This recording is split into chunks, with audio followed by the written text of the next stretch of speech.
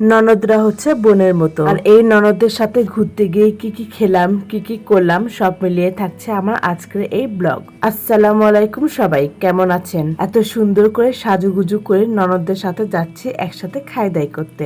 আমি তো এখানে একটু একটু করে ভিডিও ক্লিপ নিচ্ছি, আর আমার আরেকটা ননদ বলছে ভিডিও ভালো না হলে খবর আছে। সো আমার অল ভিউয়ার্স, আপনারা পুরো ভিডিও দেখে অবশ্যই বলবেন আমার আজকের ভিডিওটি কেমন হয়েছে। ছোট্ট এই শহর বগুড়াতে কোথাও চলাফেরা করতে গেলে রিক্সা বা সিএনজি নিতেই হয়। আমরা রিক্সা নিয়ে সরাসরি চলে যাচ্ছি পিজা অ্যান্ড বার্গে।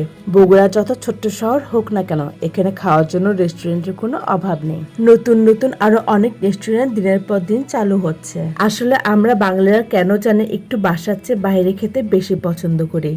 যাই হোক, এই রেস্টুরেন্টের খাবারগুলো যেমন অনেক ভালো, তেমনি এর ডেকোরেশনগুলো অনেক সুন্দর। আর এই সুন্দর রেস্টুরেন্টের লোকেশন আমি শুরুতেই বলে দিচ্ছি, বগুড়া জজকোর্টের সামনে।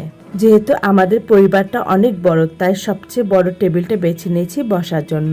আসলে একসাথে পরিবার নিয়ে ঘুরতে আসলে একটু অন্যরকমই লাগে। আর ভিডিওর শুরুতে আমি বলেছি ননদরা আমার বোনের মতো, কারণটা বলছি এখন। প্রাচীন যুগ থেকে একটা নিয়ম সবসময় চলে আসছে, যেটা হচ্ছে ননদরা মানে বুঝি আমরা সবসময় ভাবিদের ভুল ধরবে, ভাবিদের সংসারে এসে অশান্তি করবে, বা শ্বশুর শাশুড়িকে বিভিন্ন রকমের কথা বলে সম্পর্কটা নষ্ট করে দিবে। আবার কোনো কোনো পরিবারে আছে ভাবিরাই অশান্তি করে, ননদদের দেখতে পারে না, শ্বশুর বা শাশুড়িকেও দেখতে পারে না। আলহামদুলিল্লাহ, আমাদের মধ্যে এখনো এমন সম্পর্ক তৈরি হয়নি। আমরা বোনের মতো পরস্পরের সাথে মিলেমিশে আছি। আর আমরা যখনই একসাথে হই তখনই কোথাও না কোথাও এভাবে ঘুরতে বের হই।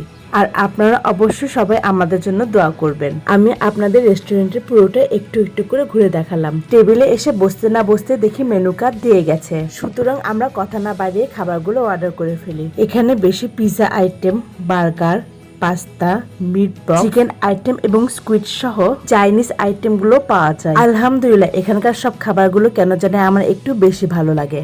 এখানে আমরা oven bake pasta, meat box এবং ডেজার্ট আইটেমের মধ্যে আইসক্রিমটা অর্ডার করি। স্বামী, স্ত্রী, মা বাবা ও সন্তান ছাড়াও আশেপাশে অনেক সম্পর্ক আছে, যাদের সাথে সম্পর্কগুলো খারাপ ব্যবহারের কারণে নষ্ট হয়ে যায়। আমরা এই পৃথিবীতে ক্ষণিকের জন্য এসেছি, আর এই অল্প সময়ে এই আশেপাশের মানুষগুলোর সাথে ভালো সম্পর্ক নিয়ে যে কয়েকদিন আছি বেঁচে থাকতে চাই। আমার আজকের ভিডিওটি আপনাদের কাছে কেমন লাগলো অবশ্যই কমেন্টে জানাবেন। আজকে এখানেই বিদায় নিচ্ছি, ভালো থাকবেন, আল্লাহ হাফেজ।